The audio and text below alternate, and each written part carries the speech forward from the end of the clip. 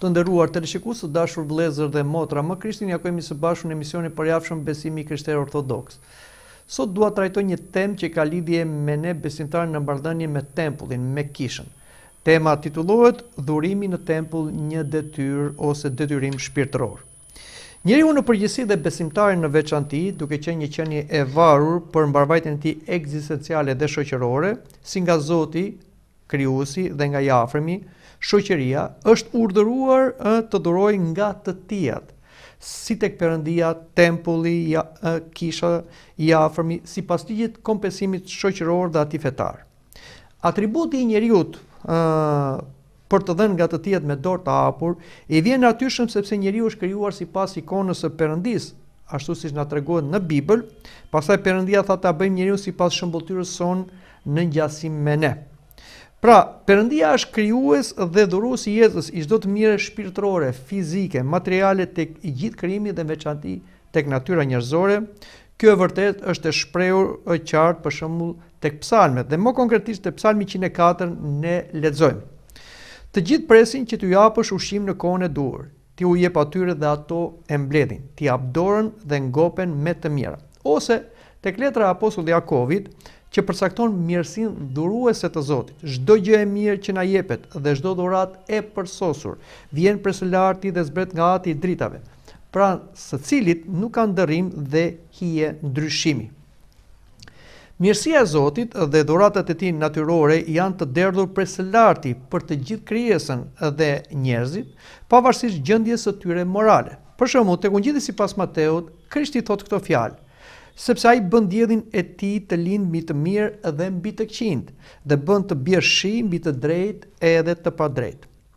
Por kur njeriu merr kaq bujarisht të mira nga Perëndia, që është dashuri, siç na thotë edhe Ungjillori Joan në letrën e tij, ai patjetër duhet edhe të jap nga të tijat që i fiton me mund, sepse ne dimë që pas mëkatit puna u bën një mundim për njeriu, dhe Zoti i tha Adamit: me mundim do të sigurosh bukën e gojës, ose si thuhet te Psalmi, njeriu del në punë nga mëngjesi deri në mbrëmje. Por në fillim njeriu duhet të jap Perëndis që i detyron atij ekzistencën, mbijetesën, mëshirën dhe faljen e mëkateve. Por përveç Perëndis, ne duhet dim se vetë Perëndia takohet me njeriu në mënyrë institucionale nëpërmjet tempullit, vendi ku Perëndia shërbehet.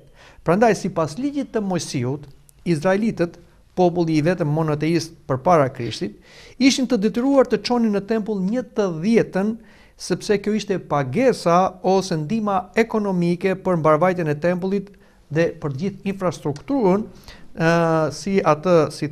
arkitekturore, por edhe për klerikët, shërbysit, levitët. Këtë kemi tek Levitiku, kapitulli 7, vargu 30, e kemi tek libri i Numërave, kapitulli 18, vargu 26, te ligji i përtërir, kapitulli 14, vargu 24, te libri i 2 i Kronikave, kapitulli 31, vargu 5. Pra, në këto pjesë të shkrimit të shenjtë, pra të dhjetës vjetër, na tregohet se si izraelitët ishin të detyruar sipas ligjit të jepnin 1/10. E dhjeta që merrej 3 herë në vit ishte jo vetëm për tempullin, klerikët dhe levitët, por dhe për të varfërit e popullit që të gjithë mund të ushqeshin, siç na thuhet tek ligji i përtërir, kapitulli 14, vargu 28, dhe kemi tek kapitulli 29, po ashtu kemi tek kapitulli 26, vargu 12. Patjetër kjo kërkesë e ligjit për të dhjetën kishte zanafillën e saj historike, kur për shembull Abrahami ishte i pari që afroi të dhjetën mbretit dhe pritit të Salemit, Melkizedeku, tek libri i Zanafillës, dhe në këtë fakt historik e interpreton edhe apostol Pavli, sepse Melkizedeku, mbreti i Salemit dhe prift i shumë të lartit, Perëndi, i doli përpara Abrahamit kur po kthehej nga disfata e mbretërve dhe bekoi, dhe Abrahami i dha atij të dhjetën e të gjithave. Emri i tij do thotë më së pari mbret drejtësie, dhe pastaj dhe mbreti i Salemit, do të thënë mbreti i paqes. Pa nën, pa gjenealogji, pa pasur as fillim ditës, as fund jete, por i përngjashëm me bijën e Perëndis, ai mbetet prift në amëshim. Merrni me mend, pra sa i madh ishte ky, të cilit Abrahami dha të dhjetën e plaçkës, dhe ata nga bijt e Levit që marrin priftërinë, kanë porosi sipas ligjit të marrin të 10 nga populli, pra nga vëllezërit e tyre, megjithse edhe ata të dalë nga mesi i Abrahamit, ndërsa ky Melkizedeku ndonse nuk e kishte gjenealogjin prej tyre, mori të 10 nga Abrahami dhe bekoi atë që kishte premtimet. Dhe s'ka kundërshtim se më i vogli bekohet nga më i madhi. Veç kësaj, ata që marrin të 10 janë njerëz që vdesin, kurse atje i merr ai për cilën dëshmohet seron. Dhe që të them kështu, vet Levi që merr të 10 dha të 10 tek Abrahami, sepse ishte ende në mesin e tij, kur Melkizedeku i doli përpara. Kjo na thuhet te libri i Hebrejve, kapitulli 7, vargu 1 deri në vargun 10. Pra, siç tham, edhe tek libri i Zanafidhës, por edhe tek letra apostullit Pavlit drejtuar Hebrejve, na tregohet se si Abrahami dha të 10 te Melkizedeku, i cili ishte një mbret dhe prift i thirrur nga Perëndia, dhe e bekoi Abrahamin. Dhe kështu Abrahami, edhe pse ishte i thirrur nga Zoti, si ati i popullit të madh, populli i Izraelit, po dhe ati i shumë kombeve, prap ai u detyrua që Melkizedekut, që përfaqësonte autoritetin e Perëndis, t'i jepte një të 10 e plashkës që ai kishte fituar në betejë. Këtu pra fillon edhe kërkesa e ligjit që populli duhet t'i japi një të 10 Perëndis, tempullit dhe priftërinjve. I dyti që përmendet në Bibël është Jakobi, nipi i Abrahamit. Ai u zotua nëse Perëndia do ta bekonte, do t'i jepte të 10 e çdo gjëje që do të merrte. Dhe kjo na tregohet tek libri i Zanafidhës, kapitulli 28, vargu 20 deri në vargu 22. Fisi i Levit, i cili u zgjodh nga Perëndia për t'i shërbyer Perëndis, dhe kështu ata nuk morën toka për të mbjedh dhe për të korrur, por vetëm morën disa qytete për banim, sepse të gjitha fiset e Izraelit ishin të detyruar të jepnin të 10 e tyre këtij fisi, që këta si shërbëtor në tempull të jetoni me ndihmën e të ardhura nga fiset e tjera, fiset e Izraelit.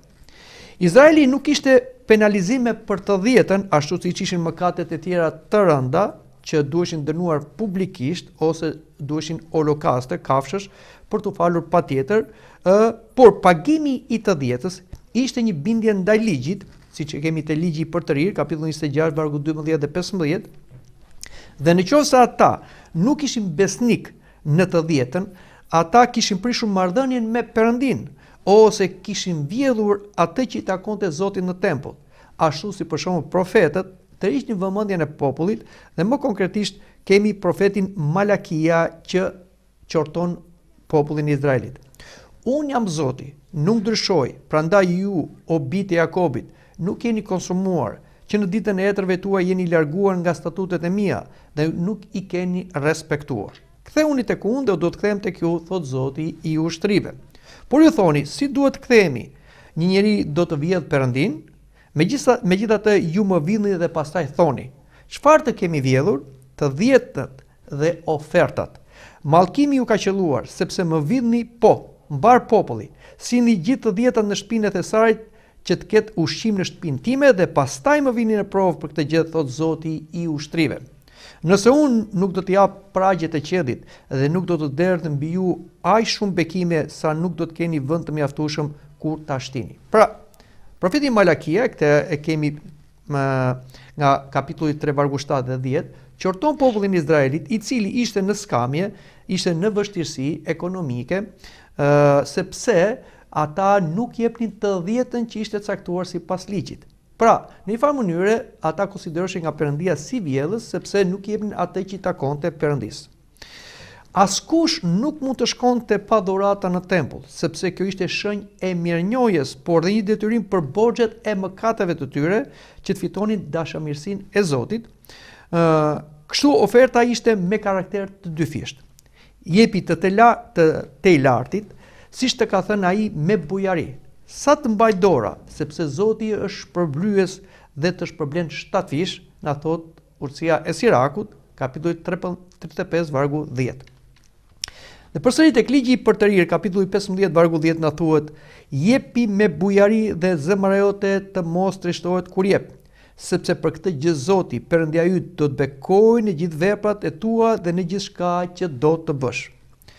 Këto dhurata duhet ishin nga një punë e ndershme dhe ishin më të mirat si nga bagëtit dhe çdo gjë ushqimore që ata duhen të çonin në tempull, si miellin, vajin dhe çdo gjë tjetër, sepse izraelitët ishin të urdhëruar: nuk do të flijosh Zotit Perëndis tënd nga dele ose dhi që kanë të një tmet ose gjymtim, sepse kjo do të ishte një gjë e neveritshme për Zotin, na thuhet tek ligji i Portorir, kapitulli 17 vargu 1.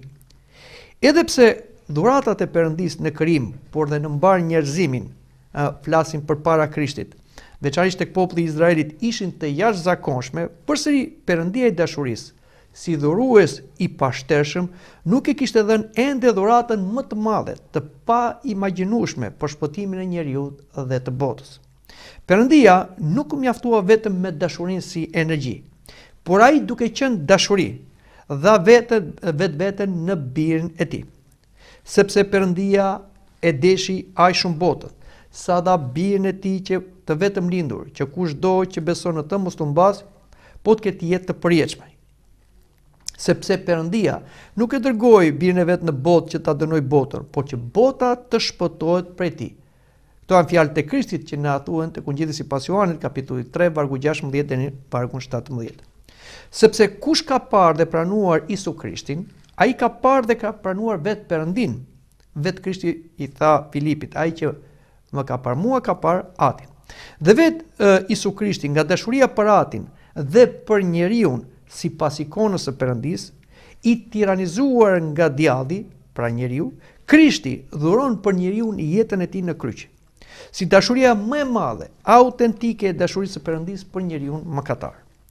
Në këtë është shfaqur dashuria e Perëndis ndaj nesh, se Perëndia dërgoi birin e tij të vetëm lindur në botë që ne të rrojmë nëpërmjet tij.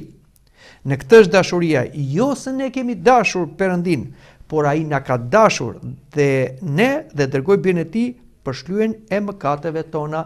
Na thuhet tek letra e parë e apostullit Johanit, kapitulli 4, vargu 9 deri në vargun 10. Po ashtu e kemi tek letra e Romakëve, kapitulli 5, vargu 8, po ashtu përsëri tek Romakët e kemi kapitulli 3, vargu 24, janë të trajtuar ose është e trajtuar kjo çështje që Krishti është dhuratë e Perëndis për ne mëkatarët. Krishti vazhdon ta adhurojë vetveten në mënyrë mistike, vazhdimisht për shpëtimin e botës, tek misteri i kishës ose misteret e kishës, dhe veçanërisht tek misteri i falënderimit hyjnor. Dhe nëpërmjet tyre na dhurohet falas Shpirti i Shenjtë, dhurata e përkryer, që nga ajo kohë e Pendikostis, pra 50 ditë mbas ngjalljes së Krishtit, dhe ku Shpirti i Shenjtë erdhi me fuqi mbi apostujt dhe dishepujt, të krishterët që nga ajo kohë zotërojnë kaparin e trashëgimisë dhe janë që në këtë jetë të pasur me çdo dhuratë shpirtërore dhe karizma të shumë llojshme, dhe këto dhurata janë të pashtershme, mistike, reale, që mundsojnë që tani jetën e përjetshme. Kjo dhuratë falas e Perëndis më Krishtin me anë të Shpirtit të Shenjtë. Kështu, besimtarët në Krishtin tashmë nuk mund të japin një tjetër dhuratë analoge Perëndis që të pajtohet siç bënin me holokaustët populli i Izraelit, por paraqesin përpara Perëndis Krishtin, qingjin e Perëndis si viktimën e përsosur dhe të pranuar nga Perëndia, sepse prej këtij vullneti ne jemi shenjtëruar me anë të kushtimit të trupit të Isu Krishtit, që u bë një herë për të gjithë, thot apostulli Pavli në letrën e drejtuar Hebrejve, kapitulli 10, vargu 10. Kjo dhuratë është kaq e madhe sa nuk ka çmim, prandaj Zoti Krisht i tha apostujve: falas morës, falas jepni, siç na thuhet te Ungjilli sipas Mateut, kapitulli 10, vargu 8. Marrja falas e dhuratës hyjnore nuk duhet t'i bëjë indiferent të krishterët për mbarvajtjen e institucionit kishtar dhe shërbësve të mistereve të shenjta, pra flasim për klerikët. Përkundrazi, ata duhet të nxiten nga kjo bujari e pashembull e Zotit nëpërmjet kishës si trupi i Krishtit, që i krishteri mirënjohës të jap nga të tija tempullit, kishës, klerit dhe shërbyesve, sepse i krishteri si gjymtyr e Krishtit në kish nuk është një zotëri i pasurisë së tij, por një menaxher i asaj që Zoti i jep, dhe ai duhet ta nderojë Zotin me pasurinë e tij, ashtu siç na thuhet edhe tek fjalët e urta.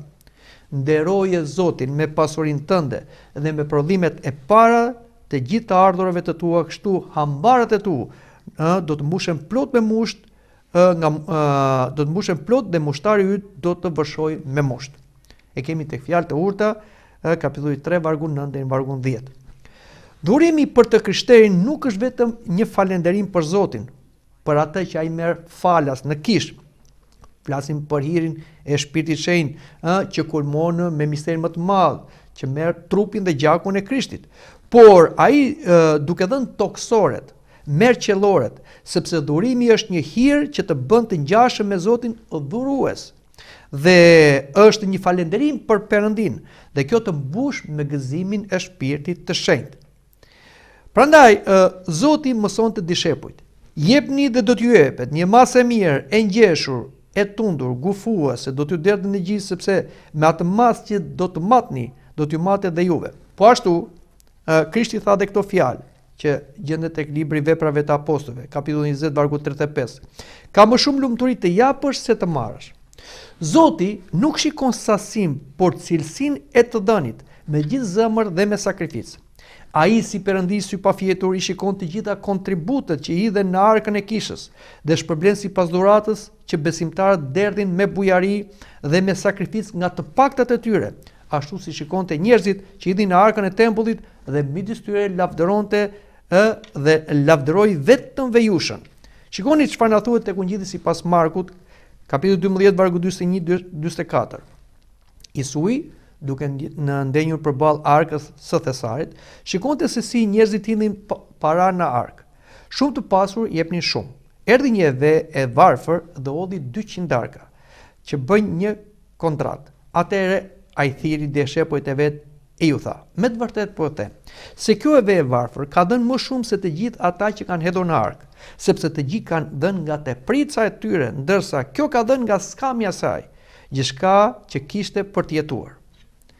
Breti David tha: nuk do t'i afroj Zotit Perëndis tim holokaste që nuk kushtojnë asgjë. Kjo gjendet tek libri i dytë i Samuelit, kapitulli 24 vargu 24. Pra, si ajo çfarë tha Krishti për gurën e vet, siç thot edhe mbreti David, do dim që dhuratat tek Zoti, kisha, pra institucioni, patjetër janë dhurata që duhet na kushtojnë. Nuk janë dhurata që neve nuk na duan, sepse siç edhe dëgjuam, ka njerëz cilët kanë pasuri nuk din ku t'i çojnë dhe erdhin disa lek që neve na duket shumë. Po për ata janë disa, si them, thërrime. Por ka dhe njerëz të varfër, me pensionin e tyre, me një ndihmë sociale, të cilët e ndajnë dhe atë ndihmë sociale, e ndajnë atë, si them, ekonominë e tyre dobët për gjysmë dhe hedhin në tempull. Zoti shikon ata që erdhin me sakrificë.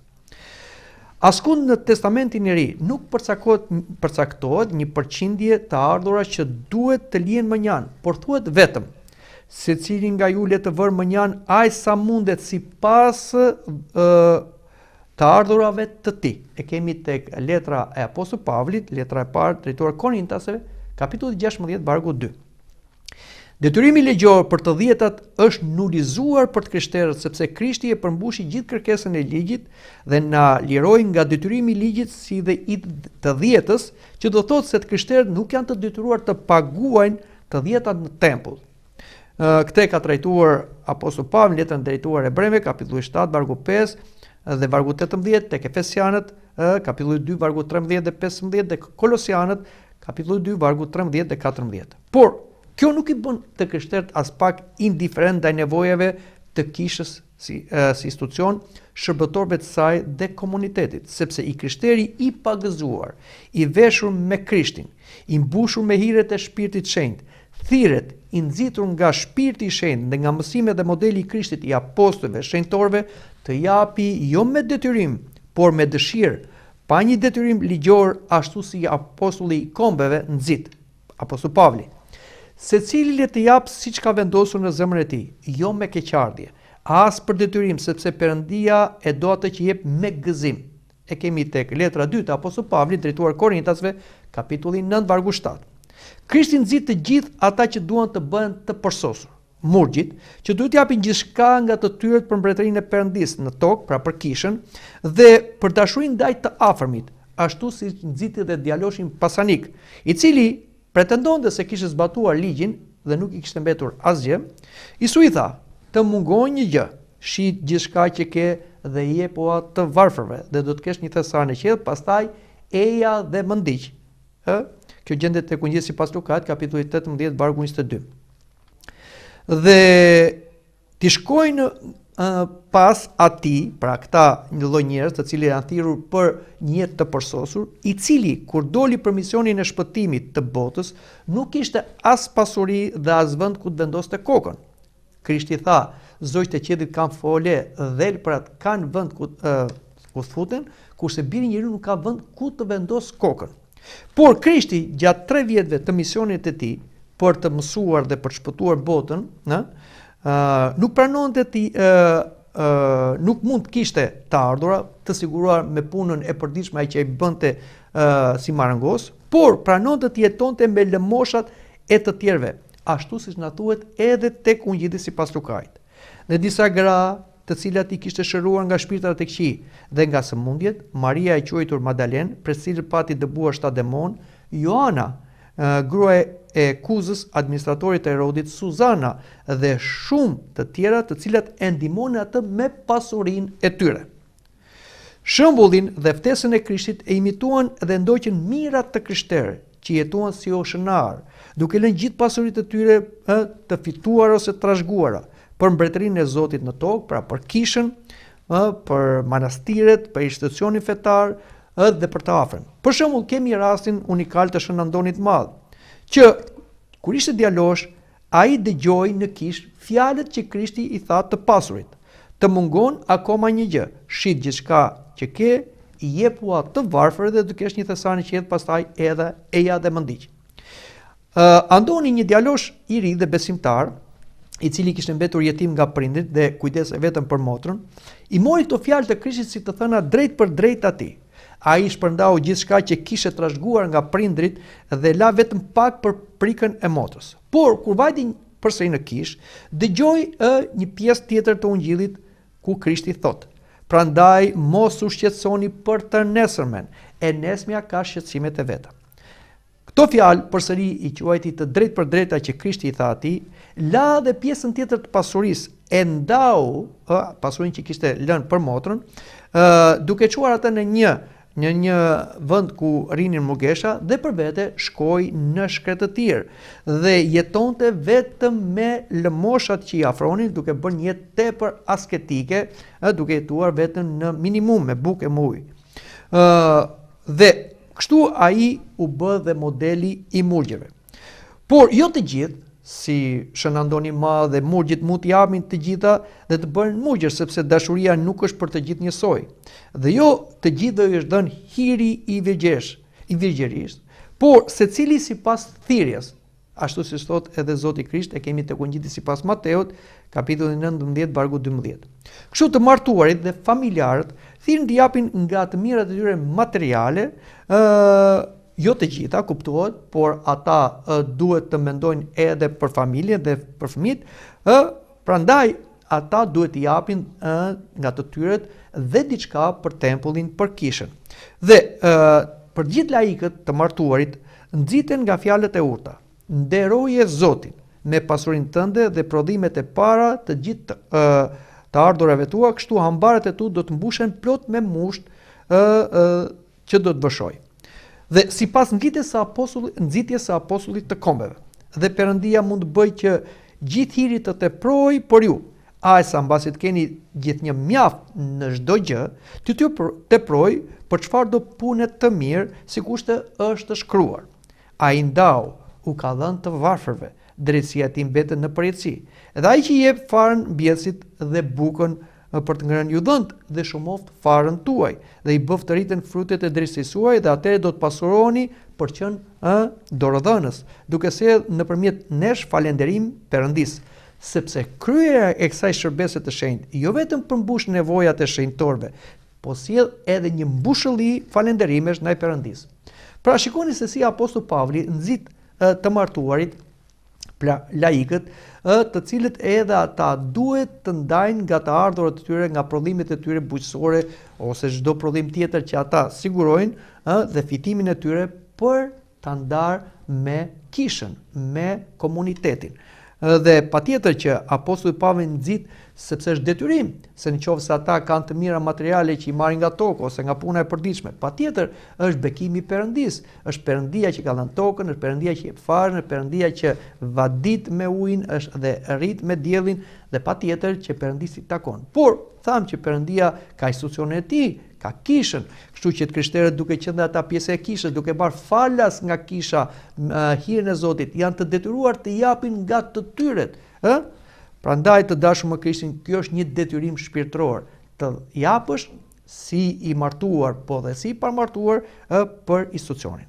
Apostulli Pavli nxit te krishterët e kishave të ndryshme, që ata ishin të detyruar të jepnin për institucionin kishtar dhe shërbysit e saj, siç ishin apostujt e më pas peshkopët, presbiterët, diakonët, ungjillorët, dhe të gjithë ata që shërbejnë në institucion.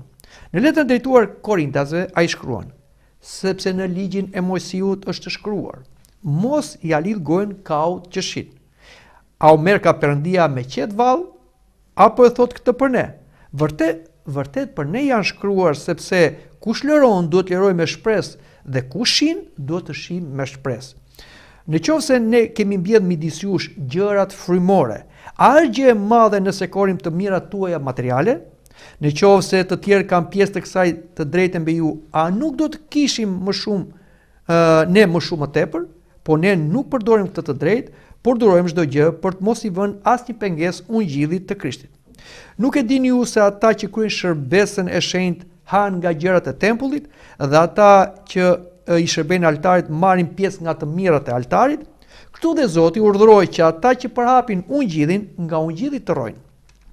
Te kemi tek letra e parë apostulli Pavli drejtuar Korintasve, kapitulli 9 deri nga vargjet 1 deri në vargu 14. Apostulli Pavli nxit që presbiterët të nderojnë 2 fish nga laikët. Shikoni çfarë thotë. Pleqt ose presbiterët që përkthehen priftërinë, që e nderojnë mirë drejtojnë mirë parësinë e kishës, le të nderohen 2 fish, sidomos ata që mundohen me fjalë e me mësim. Dhe këtë kemi te letra e apostullit Pavli drejtuar Timotheut, kapitulli 5 vargu 17. Prandaj dhe apostulli Pavli thot, të parën e ditës së çdo jave, duhet të mbledhin të ardhurët e tyre. Dhe kjo është traditë e lashtë deri më sot, që i nxjisë besimtarët që të dielen të hidhin në diskun për të ndihmuar institucionin, por dhe për ndihmë sociale për të varfrit, që kisha menaxhonte dhe vazhdonte menaxhon. I gjithë institucioni kishtar, që nga kohët apostolike deri më sot, është ndërtuar dhe mbajtur nga dhuratat e besimtarëve. Në librin e veprave të apostujve, kapitulli 4, vargu 35 deri në 37, thuhet se besimtarët sollën ofertat e tyre te këmbët e apostujve. Dhe ata apostujt i menaxhonin me anë të diakonëve, po ashtu një kish e cila kishte një mirëqenie, jepte një kish tjetër që ishte persekutuar. Për shembull, si kisha e Maqedonisë, jepte për shenjtorët te krishterët e Jeruzalemit. Dhe apostulli në letrat e tij baritore nuk lë pa përmendur këtë fakt dhe detyrim vëllazëror. Shikoni çfarë thot ai. Tani o vëllezër, ju bëjmë të ditur hirin e Perëndisë që është dhënë kishave të Maqedonisë, se në mes të shumë sprovave, pikëllimi, mbushëllia e gëzimit të tyre dhe varfëria e tyre e thellë u treguan në pasuritë e dorëgjërësisë së tyre. Sepse unë dëshmoj se kanë dhënë me dëshirë dhe sipas mundësisë së tyre, madje edhe përtej mundësisë së tyre, dhe na u lutën pa na u ndarë ta pranojmë dhuratën dhe pjesëmarrjen në ofertën për shenjtorët. Dhe jo vetëm vepruan ashtu si shpresonim, por dhanë veten më përpara tek Perëndia dhe pastaj te ne sipas vullnetit të Perëndisë. Kështu, ne këshilluam Titin që ashtu si nisi këtë vepër të hirit midis jush, ashtu ta përfundoj. Po sikurse ju jeni të pasur në çdo gjë, në besim, në fjalë e në detyrim, në çdo kujdes dhe në dashurinë tuaj ndanesh, përpiquni të pasuroheni edhe në këtë vepër të hirit. Këtë nuk e themi si urdhër, por që me anë të kujdesit të tjerëve të vënë në sprovë sinqeritetin e dashurisë suaj, sepse ju e njihni hirin e Zotit ton Jezu Krisht, i cili duke qenë i pasur, u bë i varfër për ju që të bëni të pasur me anë të varfërisë së tij. Lidhur me këtë, po ju jap një këshill, sepse kjo është e dobishme për ju, që vjet filluat jo vetëm ta bëni, por edhe ta dëshironi. Tani përfundoni dhe bëni që ashtu si që dëshira për të dëshiruar, kështu dhjet edhe për ta përfunduar sipas mundësisë që keni. Sepse në qovë se ekziston gatishmëria për të dhënë, ai është i mirëpritur sipas asaj që ka dhe jo sipas asaj që nuk ka. Por jo që ju të shtrëngoheni që të lehtësohen të tjerët, por të ndiqet vetëm një kriter i barazimit, që tani mbushëllia juaj të plotësojë nevojat e tyre. Kështu që dhe mbushëllia e tyre të plotësojë nevojat tuaja që të ketë barazisë, sikurse është shkruar. Ai që mblodhi shumë nuk mori shumë, dhe ai që mblodhi pak nuk mori pak. Kemi tek libri ose letra e Apostullit Pavlit drejtuar Korintasve, kapitulli 2, vargu 8 dhe kapitulli 8, vargu 1 deri vargu 15. Pra, shikoni se si Apostulli Pavli nxit të krishterët e Maqedonisë që ata të përfundonin atë çfarë ata kishin shprehur dëshirë pra për të mbledhur disa të ardhura, edhe me gjithë vështirësitë që ata përballonin për t'i çuar në Jeruzalem për të krishterët e Jeruzalemit, të cilët persekutoheshin nga judenjtë fanatik. Por kjo ka qenë tradita e kishës gjatë gjithë këtyre shekujve, dhe kjo ishte edhe për kishën ortodokse ato që fale të Shqipërisë, ku mbas shkatrimit institucional të pashëmbull që ndodhi në vitet 67, kisha pushoi si institucion, gjithë pasuria e saj e trashëguar gjatë shekujve, pronat e saj u morën. Dhe ringjallja e saj mbas viteve 90 deri më sot është bërë nga ndihmat e kishave si Motra dhe besimtarëve si vëllezër nga vende të ndryshme të botës. Ashtu si folumturia e kryepiskopi Anastas i ndjer thoshte në lidhje me gjetjen e fondeve për ngritjen e mbarvajtjen e kishës institucionalisht. Janë bërë një lypës ndërkombëtar. Pra, të dashur të krishterë ortodoks në Shqipëri. Gjithë ky institucion i ringjallur që shikojmë, këto katedrale, këto kisha të ndërtuara ose të rindërtuara, dhe gjithçka që është nga ana institucionale, ose gjithë ky kler i cili paguhet, dhe gjithë punojësit e këtij paguhen, është një ardhur ose si them duan shumë të ardhura ekonomike për të ngritur dhe për të vazhduar institucioni kishtar. Patjetër, këto nuk erdhën nga vendi ynë, as nga besimtarët e krishterë ortodoks në Shqipëri, për arsye sepse ne erdhëm nga një sistem ateist komunist totalitar i cili na varfëroi shpirtërisht edhe ekonomikisht. Dhe mund të themi se nuk kishim mundësi ti rindërtonim kishat që vetë i prishëm, pavarësisht se ishte me urdhër ose me nxitje të fshehtë ose drejt për drejt të atij pushteti ateist komunist, prap mund të themi se edhe populli e pranoi. Pak ishin ata njerëz të cilët i bën rezistencë asaj thirrje o gurzes për të prishur kultet ose për të prishur tempujt drejtuar Perëndis. Prandaj ishte detyrim shpirtëror përpara Zotit që neve të rindërtonim, po ja që ne nuk kishim mundësi. Atëherë Perëndia në ekonominë e tij zgjodhi kryepiskopin Anastas, i cili për 33 vjet, ai si kryepiskop kanonik i kishës, me gjithë bashkëpunëtorët e tij jashtë dhe brenda, siç edhe dëgjuam nga vetë dëshmia e tij, ai u bë një lypës ndërkombëtar. Mblodhi pra të ardhura që janë para pafund për ringjalljen institucionale të kishës ortodokse atë që falen në Shqipëri, që sot është, si them, një vepër, mund të themi, e përfunduar. Prandaj, tashmë është detyra jonë si besimtar që banojmë në këtë vend, të ndihmojmë me të ardhura institucioni kishtar për të vazhduar këtë vepër rindërtuese dhe mbarvajtjes, sepse emrat e këtyre njerëzve do të kujtohen në përjetësi, por dhe kujtohen edhe në çdo liturgji hyjnore si ndërtuesit e lumur të kësaj shtëpie të shenjtë.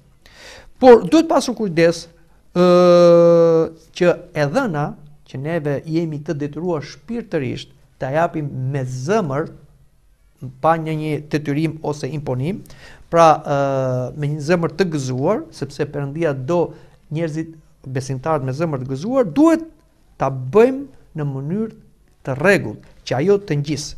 Çfarë thot Zoti?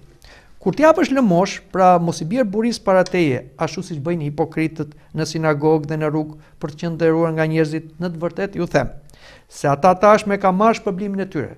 Madje kur jep lëmosh e majta jote të mos di se ç'bën e djatha që lëmosha jote të jepet sheurazi. Dhe aty që shikon në fshetësi do të shpërblej haptas. E kemi tek Ungjilli sipas Mateut, kapitulli 6, vargu 2 deri në vargun 4. Kur emrat e dhuruesve nuk shkruhen në tokë ose në muret e kishës ose në dhuratat e kishës, janë të shkruar me të arta në qiell, në librin e veprave, dhe të gjithë do të gjykohen jo me ato çfarë neve shkruajmë në tokë, por me ato çfarë shkruar atje në qiell, siç na thuhet dhe tek libri i zbulesës, që u hap libri i veprave dhe nëpërmjet veprave që i shkruar atje do të gjykohen. E kemi tek kapitulli 2 vargu 12. Madje as mendojmë se mund ta blejmë shpëtimin me para, ashtu siç thotë dhe psalmisti. Ata që kanë besim në pasuritë e tyre dhe mburren me bullokun e pasurisë së tyre, asnjëri nuk mund të shpengojë kurse si vëllain e tij, as t'i jap Perëndis çmimin e shpengimit të tij. Kemi tek libri i psalmeve, Psalmi 49 vargu 6 deri vargu 7. Pra, asnjëherë nuk duhet mendojmë se neve mund ta blejmë shpëtimin dhe një vend paraç duke dhënë të ardhurat tona në kish, jo të dashur me Krishtin. Sepse të gjithë ne jemi blerë me një çmim të paçmuar. Shikoni çfarë thot apostulli Petro në letrën e tij të parë. Duke ditur se jo me anë të gjërave që prishen, si argjendi ose ari, jemi shpenguar nga mënyra e kotë e të jetuarit të trashëguar nga etërit, por nga gjaku i çmuar i Krishtit, si të qingjit të patëmet dhe të panjoll, të paranjohur përpara krijimit të botës, por të shfaqur në kohët e fundit për ju. Dhurimi në kish është një shprehje se ne jemi vërtet të shpëtuar në Krishtin dhe jemi minjos për shpëtimin e përjetshëm. Kisha është shtëpia e Perëndis, është shtëpia e jon dhe jemi tashmë një krijesë e re që kemi mendjen e Krishtit dhe jetojmë sipas Perëndis në Krishtin. Shikoni çfarë thot apostulli Pavli drejtuar në letrën e drejtuar Efesianëve, kapitulli 2 vargu 8 deri në vargun 10. Ju në fakt jeni shpëtuar me anë të hirit nëpërmjet besimit dhe kjo nuk vjen nga ju, por është dhuratë e Perëndis, jo nga veprat, që mos mburet askush. Në fakt, jemi vepra e tij, e krijuar në Krishtin Jezu, për vepra të mira që Perëndia përgatiti që më parë që ne të ecim në to. Ashtu si dhe Krishti na thot, unë në fakt ju kam dhënë shembullin, që ashtu si kam bërë unë të bëni dhe ju, siç na thuhet dhe gjendet tek Ungjilli sipas Johanit kapitulli 13 vargu 15. Dhe në fund, Krishti na kujton drejtsinë hyjnore dhe ja mbi shpejt dhe shpërblimi është me mua për t'i dhënë gjithë secilit sipas veprave që ai ka bërë. Është e libri i zbulesës, kapitulli 22 vargu 12. Dhe me këto fjalë të Krishtit, që janë edhe fjalë të fundit që gjenden në librin e fundit të Biblës, në librin e zbulesës, mendoj që ta mbyllim këtë bisedën sot duke nxitur njëri tjetrin si besimtar që ne jemi të detyruar shpirtërisht në shenjë falënderimi, mirënjohje për atë çfarë ka bërë Perëndia për ne dhe çfarë marrim në kish, që të japim nga tonat për lavdinë e Perëndis, për institucionin kishtar, për ata që shërbejnë në kish, që kështu ne si besimtar të mbajmë familjen tonë të përbashkët, që është kisha, dhe mos tregojmë indiferent. Çdo gjë që ne japim në kish, ne nuk japim thjesht njerëzve, individe, po e japim Zotit. Dhe është Zoti ai që do të na i rikthej. Asgjë të dashur me Krishtin nuk humbet.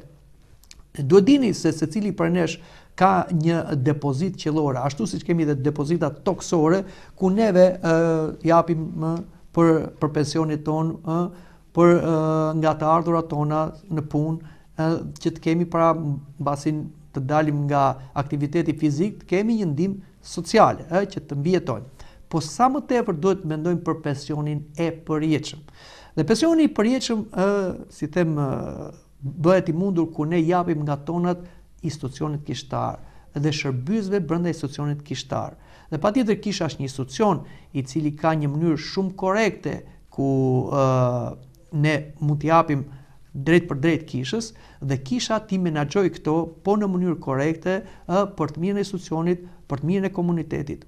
Dhe të dashur me Krishtin, çdo gjë që ne japim regjistrohet në mendjen e Perëndis dhe në librin e veprave.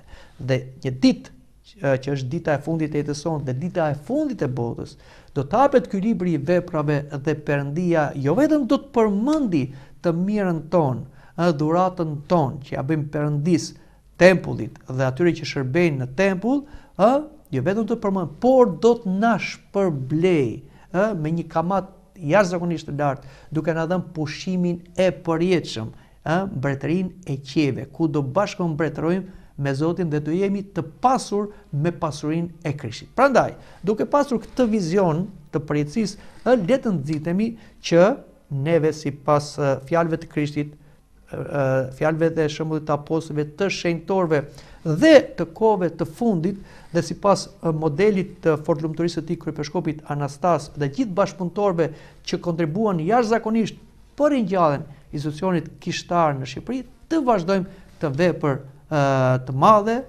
për rindërtimin dhe mbarvajtjen e kishës duke dhënë nga tonat. Sepse duke dhënë Perëndisë dhe kishës, Perëndia do na jap ne ato që ne nuk imagjinojmë. Japim toksoret, marrim qelloret. Japim përkohshmet, marrim të përjetshmet. Mendoj që këtu ta mbyllim, por takuar në takimin tjetër. Deri atëherë, mirupafshim.